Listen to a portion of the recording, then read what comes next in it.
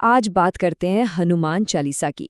ये महज 40 छंदों की एक रचना नहीं है, बल्कि एक ऐसी शक्ति है जिसने सदियों से करोड़ों लोगों को हिम्मत दी है। इससे सिर्फ एक प्रार्थना कहना शायद पूरी बात नहीं होगी। ये तो अपने अंदर की ताकत को जगाने और एक अटूट विश्वास को महसूस करने का एक जरिया है। तो चलिए एक नज़र डालते हैं कि आज हम क्या क्या जानेंगे। सबसे पहले समझेंगे कि इन 40 छंदों में आखिर ऐसी क्या शक्ति है। फिर मिलेंगे इस महागाथा के नायक हनुमान जी से, उनके बल और भक्ति के कुछ किस्से सुनेंगे। ये भी जानेंगे कि जो भक्त इसे पढ़ते हैं उन्हें क्या आशीर्वाद मिलता है। और आखिर में हम देखेंगे कि आस्था की ये विरासत आज भी इतनी मजबूत क्यों है। कभी कभी जिंदगी में ऐसा मोड़ आता है ना, जब कोई मुश्किल बिल्कुल एक पहाड़ की तरह सामने खड़ी हो जाती है, और ऐसे में हम सब अपने अंदर एक ऐसी ताकत ढूंढते हैं जो उस पहाड़ को भी हिला सके। हनुमान चालीसा को बस उसी अंदरूनी ताकत को जगाने का एक जरिया माना जाता है। तो चलिए शुरू करते हैं, और सबसे पहले इसके नाम को ही समझते हैं, क्योंकि इसका मतलब इसके नाम में ही छिपा है। चालीसा, ये शब्द आता है 40 से, मतलब 40 छंदों वाली एक स्तुति। है ना, कितना सीधा साधा। लेकिन इसकी खासियत यही है कि ये 40 चौपाइयां सुनने में तो बहुत सरल लगती हैं, पर इनका अर्थ बहुत गहरा है। तो ये सिर्फ कुछ छंद नहीं है, इसे तो एक कवच की तरह माना गया है। ऐसी मान्यता है कि जब भी जिंदगी में कोई संकट आता है, कोई मुश्किल घड़ी आती है, तो इन छंदों का पाठ उससे लड़ने की हिम्मत भी देता है और रास्ता भी दिखाता है। तो अब सवाल उठता है कि आखिर ये 40 छंद किसके लिए लिखे गए हैं? कौन है वो जिनकी महिमा का इतना गुणगान है? चालीसा परिचय कराती है हनुमान जी का। और देखिए, उन्हें सिर्फ शक्ति का प्रतीक मानना अधूरा होगा। वो भक्ति के, कह सकते हैं, चरम हैं। एक ऐसे हीरो जिनकी सारी की सारी ताकत उनकी भक्ति और उनकी विनम्रता से ही आती है। चालीसा में उनके कई गुण बताए गए हैं, जैसे उन्हें महावीर कहा गया है, मतलब महान वीर, लेकिन साथ ही ज्ञान गुण सागर भी। सोचिए, ज्ञान और गुणों का महासागर। और उनकी सबसे बड़ी पहचान, राम भक्त। यही वो भक्ति है जो उनकी असली ताकत है। इन छंदों की खूबसूरती देखिए।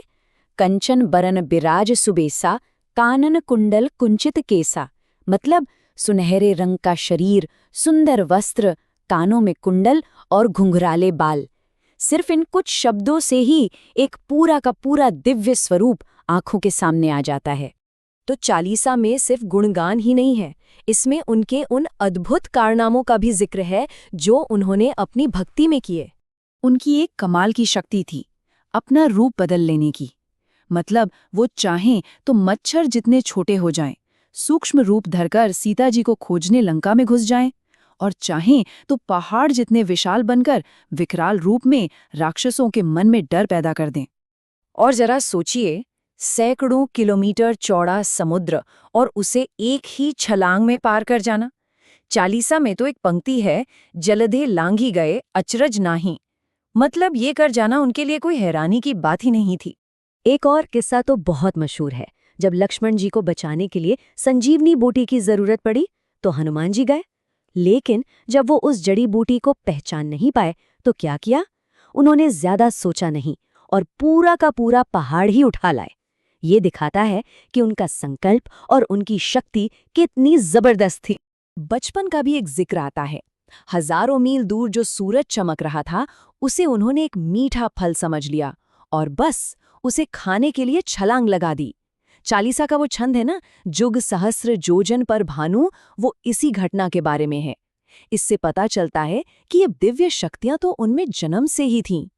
तो ये सारे अद्भुत कारनामे सुनने के बाद एक सवाल मन में आता है कि जो लोग इतने विश्वास के साथ चालीसा का पाठ करते हैं, उन्हें आखिर क्या मिलता है? इसका जवाब शायद इस एक पंक्ति में है, संकट ते हनुमान छुड़ावे, मन क्रम बचन ध्यान जुलावे। ये पंक्ति चालीसा का सार है, उसका सबसे बड़ा वादा, कि जो भी मन से, अपने काम से और अपने वचन से पूरी तरह उनका ध्यान करता है, हनुमान उसे हर संकट से निकाल लेते हैं। ये एक तरह का आध्यात्मिक भरोसा है। तो मान्यता यही है कि इसके पाठ से क्या क्या होता है। सारी बाधाएं दूर होती हैं, रोग और पीड़ा से राहत मिलती है, मन का डर, बुरी शक्तियां सब दूर हो जाती हैं। और मिलता क्या है? हिम्मत, साहस और सबसे जरूरी, मन की शांति। चालीसा में एक और बड़ी बात का जिक्र है कि माता सीता ने हनुमान जी को एक वरदान दिया था, जिसके अनुसार वो 8 सिद्धियों मतलब अलौकिक शक्तियों और 9 निधियों यानी दिव्य खजानों के दाता हैं, और ये शक्तियां वो अपने भक्तों को दे सकते हैं। अच्छा, तो ये इतनी शक्तिशाली रचना आई कहाँ से? किसने इसे लिखा? और क्या वजह है कि सदियों बाद भी इसकी गूंज कम नहीं हुई है? इसे लिखा था 16वीं सदी के महान कवि और संत गोस्वामी तुलसीदास जी ने। और ये उनके लिए सिर्फ एक कविता नहीं थी, ये तो उनकी अपनी भक्ति थी। हनुमान जी पर उनका जो अटूट विश्वास था, ये उसी का एक रूप था। तो देखिए, इसकी यात्रा कितनी दिलचस्प है। 16वीं सदी में तुलसीदास जी ने इसे अवधी भाषा में लिखा। फिर ये पीढ़ी दर पीढ़ी एक से दूसरे तक पहुंचती गई और घरों में रोज की प्रार्थना बन गई। और आज तो ये किसी एक भाषा या देश तक सीमित नहीं है, ये एक ग्लोबल भजन बन चुका है जिसे दुनिया भर में करोड़ों लोग अपनी अपनी आस्था से पढ़ते हैं। और अंत में चालीसा का सबसे बड़ा संदेश क्या है? सिर्फ दुनिया की मुश्किलों से पार पाना नहीं, बल्कि उससे भी आगे। इसका सबसे बड़ा वादा मोक्ष का है कि हनुमान जी की भक्ति वो रास्ता है जो आखिर में आत्मा को परमात्मा से मिला देता है। तो ये पूरी बात हमें एक सवाल पर लाकर छोड़ देती है कि इस दुनिया की चुनौतियों के बीच हम सब अपने अंदरूनी शक्ति के स्रोत कहाँ ढूंढते हैं?